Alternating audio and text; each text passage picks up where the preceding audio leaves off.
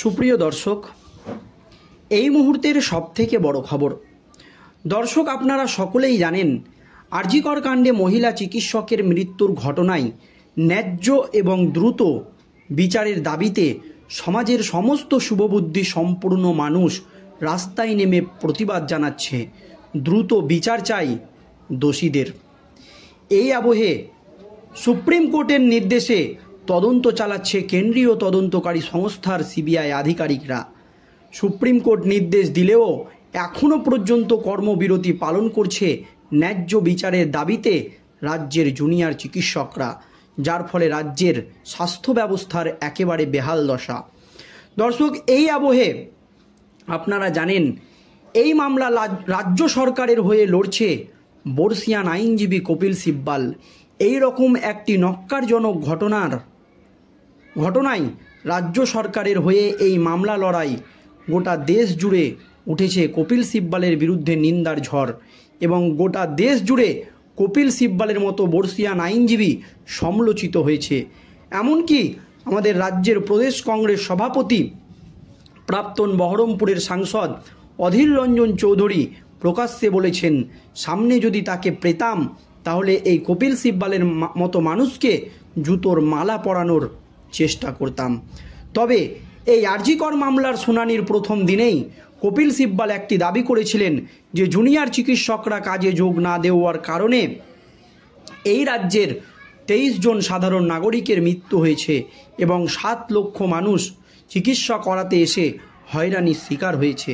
তার পরপরই সুপ্রিম কোর্টের প্রধান বিচারপতি কপিল সিব্বালের এই কথার প্রেক্ষিতে ডাক্তারদেরকে মঙ্গলবার 5টার মধ্যে কাজে যোগ দিতে বলে। আর জুনিয়র ডাক্তাররা যদি কাজে যোগ না দেয়, সেক্ষেত্রে রাজ্য সরকার যদি তাদের বিরুদ্ধে কোনো কঠোর পদক্ষেপ নেয়, তাহলে কিন্তু সুপ্রিম কোর্ট কোনো কিছু করবে না বা সুপ্রিম কোর্ট হস্তক্ষেপ করবে না। তারপরেও নিজেদের কাজের ঝুঁকি রেখে কর্মবিরতি পালন করছে জুনিয়র চিকিৎসকরা। তাদের একটাই দাবি, রাজ্য সরকার যে কথা সুপ্রিম কোর্টে বলেছে সেটা একেবারে সম্পূর্ণ এবং ভিত্তিহীন এবং মিথ্যে একটি কথা বলেছে রাজ্যের আইনজীবী কপিল সিব্বাল। কপিল সিব্বালের এই নিয়েও এই মন্তব্য সুপ্রিম কোর্টে করা নিয়েও গোটা দেশ জুড়ে উঠেছে নিন্দার ঝড়। কিন্তু এই তদন্ত করছে কেন্দ্রীয় তদন্তকারী সংস্থার সিবিআই আধিকারিকরা। আমাদের দেশের সবচাইতে বড় তদন্তকারী সংস্থা হচ্ছে সিবিআই। এখানেই প্রশ্ন উঠছে, সিবিআই কি তিলোত্তমার দোষীদের খুঁজে বের করতে পারবে, নাকি এর নেপথ্যে চলছে অন্য কোনো চক্রান্ত? কি চক্রান্ত এবং কেন সিবিআইয়ের ওপর থেকে মানুষ আস্থা হটিয়ে নিচ্ছে? দেখুন দর্শক, আর.জি. কর হাসপাতালে ডাক্তার ছাত্রীকে ধর্ষণ করে খুনের ঘটনায় তদন্ত করছে সিবিআই, কিন্তু প্রায় মাসখানেক ধরে চলা তদন্তে বৃহস্পতিবার পর্যন্ত বিশাল কোনো গোয়েন্দাগিরির সাফল্য মেলেনি। মুখ্যমন্ত্রী মমতা বন্দ্যোপাধ্যায়ের মুখেও সেই অভিযোগ শোনা গিয়েছে। শুধু বাংলাতেই নয়, সিবিআইয়ের হাতে এমন কয়েক হাজার মামলা পড়ে রয়েছে যার সুরাহা করতে পারেনি দেশের এলিট তদন্তকারী সংস্থা। বিশেষত দেশে শিহরণ জাগানো বেশ কয়েকটি খুনের রহস্যভেদ এখনও করে উঠতে পারেনি কেন্দ্রীয় তদন্তকারী সংস্থার সিবিআই আধিকারিকরা। কেন্দ্রীয় তদন্তকারী সংস্থার বিরুদ্ধে বিভিন্ন সরকারের আমলে বিভিন্ন অভিযোগ উঠেছে। সিবিআইকে তোতাপাখি, সরকারের হাতের পুতুল, এসব অভিযোগে বস্তা পচা হয়ে গিয়েছে। তা সত্ত্বেও সিবিআই নির্বাদে কাজ করে গিয়েছে। কোথাও কোথাও আদালতে ভৎসনার মুখে পড়েছে। বেশ কিছু মামলায় অপরাধ প্রমাণিত না করতে পারার ব্যর্থতায় অভিযুক্তরা বেকসুর মুক্তিও পেয়েছে।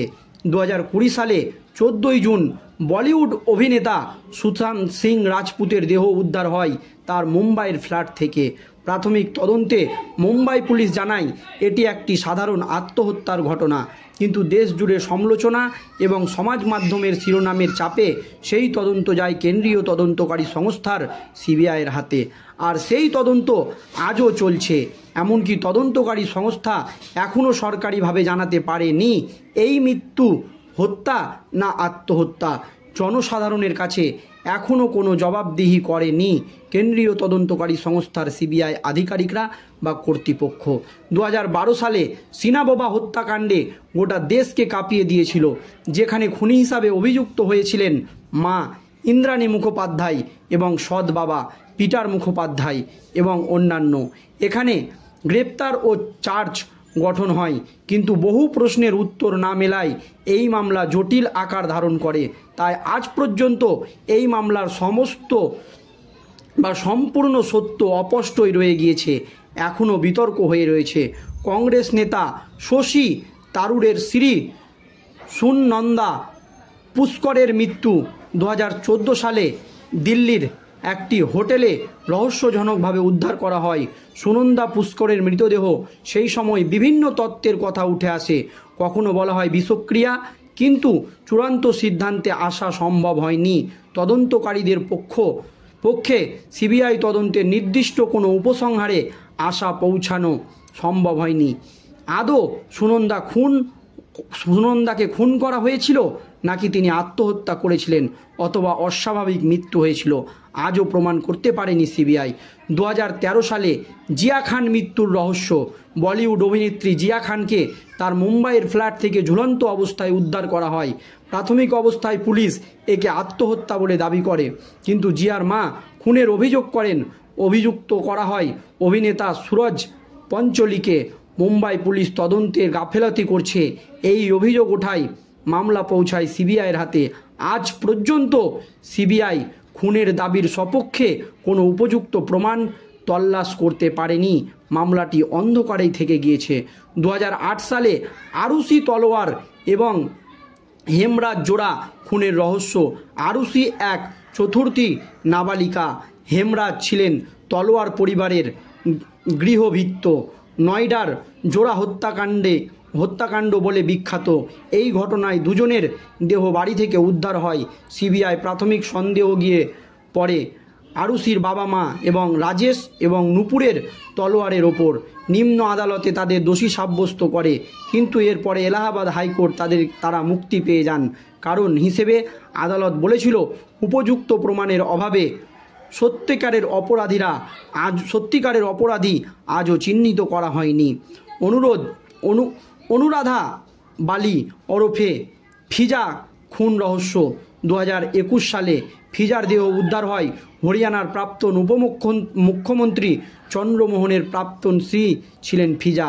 এই মামলাতেও সিবিআই মৃত্যুর কারণ খুঁজে বের করতে পারেনি, যার ফলে আত্মহত্যার তত্ত্বই হাওয়াতে ঘুরে থাকে। 2011 সালের সাংবাদিক জ্যোতির্ময়ের দেহ হত্যাকাণ্ড।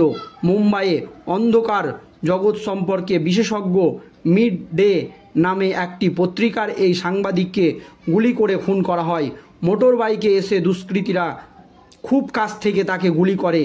এই খুনে উঠে আসে মুম্বাইয়ের কুখ্যাত মাফিয়া ডন রাজেনের নামও। কিন্তু আদালত শেষমেশ অভিযুক্তের বিরুদ্ধে উপযুক্ত প্রমাণের অভাবে সিবিআই তদন্তে ইতি ঘটায়। এখানেও কিন্তু শাস্তি হয়নি মূল অভিযুক্তের। এর পরপরই আপনারা দেখছেন 2023 সালে নৃশংস তিলোত্তমা হত্যাকাণ্ড। তদন্তভার হাতে নিয়েছে সিবিআই। 1 মাস হয়ে গেলেও এখনও পর্যন্ত কিন্তু সেই রকম কোনো দোষীকে গ্রেপ্তার করতে পারেনি সিবিআই। তাহলে তিলোত্তমা কি ন্যায্য বিচার পাবে, নাকি আর 5টা হত্যাকাণ্ডের মতো এই হত্যাকাণ্ড গোপনেই থেকে যাবে? এই নিয়ে কিন্তু দর্শক প্রশ্ন সাধারণ মানুষের মধ্যে থেকেই যাচ্ছে। আপনাদের মতামত অবশ্যই ভিডিওর কমেন্ট বক্সে জানাবেন। ধন্যবাদ।